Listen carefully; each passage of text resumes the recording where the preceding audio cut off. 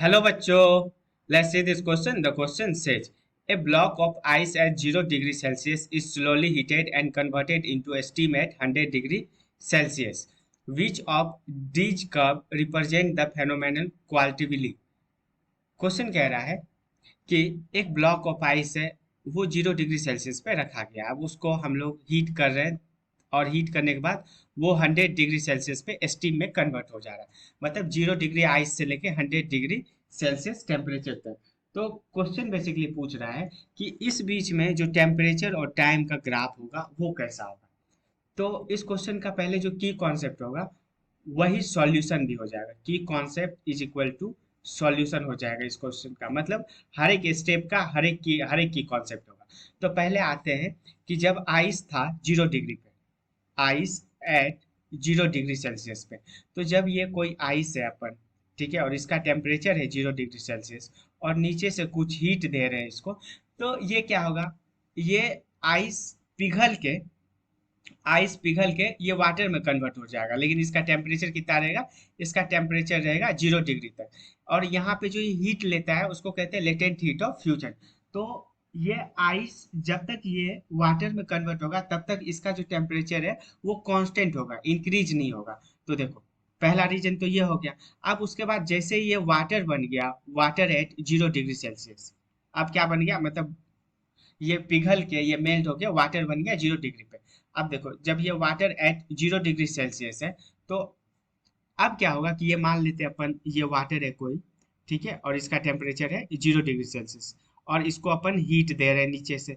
तो हीट जब देंगे तो ये इसका टेम्परेचर लीनियरली टाइम के साथ बढ़ेगा। मतलब यूनिफॉर्म रेट से अगर हीट दे रहे हैं तो ये देखो 0 डिग्री, अब ये हो जाएगा कितना, 100 डिग्री सेल्सियस। अभी तो पानी के वॉल्यूम में कोई चेंज नहीं आएगा, यहाँ पे पानी के वॉल्यूम में चेंज आ जाएगा। अब क्या होगा कि ये 0 डिग्री से 100 डिग्री, और यहाँ पे क्या होगा कि जो टेम्परेचर है, मतलब चेंज इन टेम्परेचर है, वो डायरेक्टली प्रोपोर्शनल होगा डेल्टी के।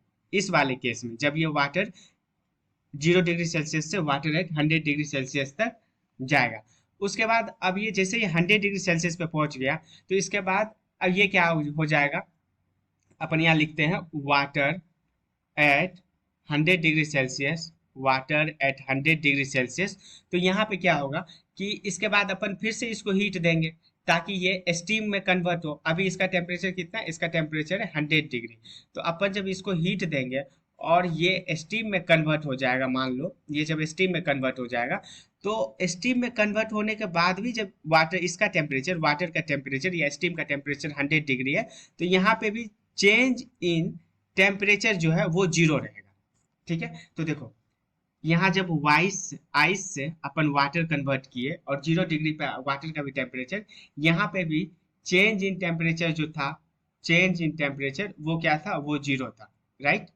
इस केस में यहाँ जब 0 डिग्री वाटर को लेके 100 डिग्री सेल्सियस तक ले गए, यहाँ पे जो चेंज इन टेम्परेचर था वो डायरेक्टली प्रोपोर्शनल था किसके, वो डायरेक्टली प्रोपोर्शनल था टाइम के।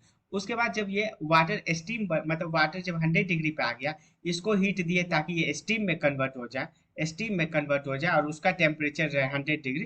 तो इस केस में भी चेंज इन टेम्परेचर क्या रहेगा, चेंज इन टेम्परेचर जो है जीरो रहेगा। उसके बाद जब ये स्टीम बन गया, मान लो इसके अंदर जो भी है वो स्टीम है, अपन ऐसे ऊपर की तरफ लाइन खींच रहे ताकि ये स्टीम का है। तो देखो ये स्टीम है और कितने पे, ये 100 डिग्री सेल्सियस पे। अब इसको अपन क्या किया, इसको अपन फिर हीट देना स्टार्ट कर दिए, तो ये स्टीम ही रहेगा। लेकिन क्या होगा कि यहाँ वाले केस में जो है चेंज इन टेम्परेचर फिर से डायरेक्टली प्रोपोर्शनल हो जाएगा टाइम के। तो अब आते हैं ऑप्शन पे। पहले केस में क्या था, टाइम इंक्रीज करेगा, क्यों, क्योंकि अगर हम लोग इसको हीट दे रहे हैं, इसका टेम्परेचर चेंज नहीं हो रहा है, बस इसका स्टेट चेंज हो रहा है, सॉलिड से लिक्विड में कन्वर्ट हो जा रहा है, और लेकिन चेंज इन टेम्परेचर जीरो है।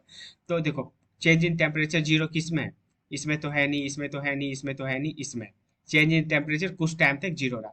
उसके बाद जैसे ही इसका टेम्परेचर 0 डिग्री वाटर हो गया, उसके बाद चेंज इन टेम्परेचर क्या, डायरेक्टली प्रोपोर्शनल है टाइम का, तो स्ट्रेट लाइन बन गया। फिर उसके बाद देखो यहाँ 100 डिग्री पे आया, 100 डिग्री आने आने के बाद उसके बाद फिर इसका चेंज इन टेम्परेचर क्या हो गया, 100 डिग्री पे आने के बाद जैसे ये स्टीम बना, इसका चेंज इन टेम्परेचर क्या हो गया, जीरो आ गया। तो देखो चेंज इन टेम्परेचर जीरो। उसके बाद जैसे ये स्टीम बना, उसके बाद फिर से इसको जो चेंज इन टेम्परेचर है वो डायरेक्टली प्रोपोर्शनल हो गया टाइम के।